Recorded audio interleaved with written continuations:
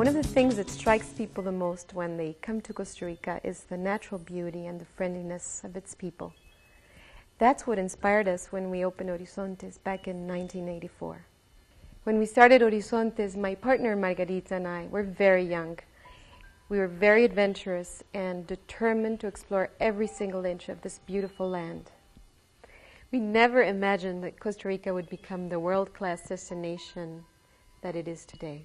The early years were very exciting. Not only did we discover new places to go and new activities to do, but also soon we realized that this type of tourism was very beneficial to our country. The tourists that came were highly educated, and they traveled to rural areas that soon were benefited by their visit economically. But also these Costa Ricans in these places were interested and curious to see what attracted the visitor, and they also became interested in learning more about nature, which eventually led them to become nature lovers themselves. When we realized all these benefits, we started becoming advocates for this type of tourism that was first known as nature tourism or natural history tourism, and soon was coined with the term ecotourism in the late 80s. And part of our years in those last part of the 80s was spent talking about it to all kinds of people at conferences, to journalists, to investors, to politicians, and show them all the benefits that these new type of tourism had and how democratic it was and how the influx of foreign income was benefiting our country in some of the most remote areas. One of the things we've enjoyed the most through these years is the creativity and innovation that nature allows us to develop and apply. And so not only did we have nature lovers, in general nature tourists, but also birders and orchid lovers and people interested in tropical agriculture, sustainable agriculture, people wanting to visit rural communities, photographers, gardeners, and painters who come here and paint our landscapes.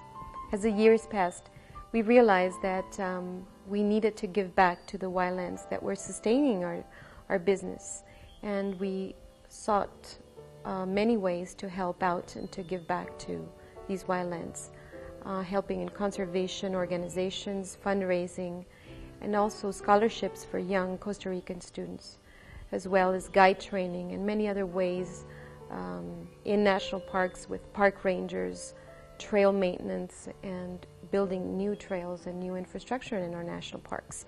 And in that way we felt that we could be helping this type of travel to continue growing. But with growth comes responsibility, and we realized that participating in conservation efforts was no longer enough. We had to work on lowering our impact and making sure that our culture wasn't lost. We developed environmental policies internally and started a green committee and recycling and a series of other internal ways of lowering that impact. But we realized that wasn't enough. We couldn't do it by ourselves. So we started spreading out the message, and this was done the first time at Expo Tour, which is our local trade show, where we did a stand which was just a statement on sustainability and why we needed to do a series of efforts, such as no more use of woods that came outside of plantations, the use or the need of fair trade or certified agricultural products, or even organic if possible. We needed to learn more about how to do it. What are the best practices or the good practices that our businesses need to develop to be more environmentally friendly.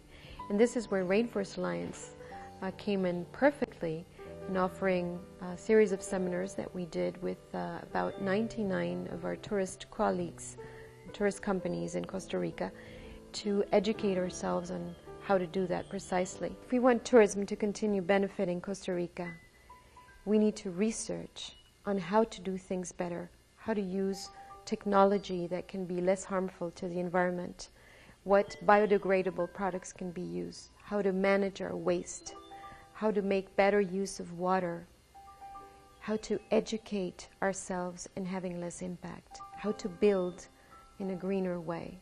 We hope that when our visitors leave Costa Rica, they not only take home the natural beauty and the friendliness of our people, but also a new way of seeing our planet and their place in the natural world.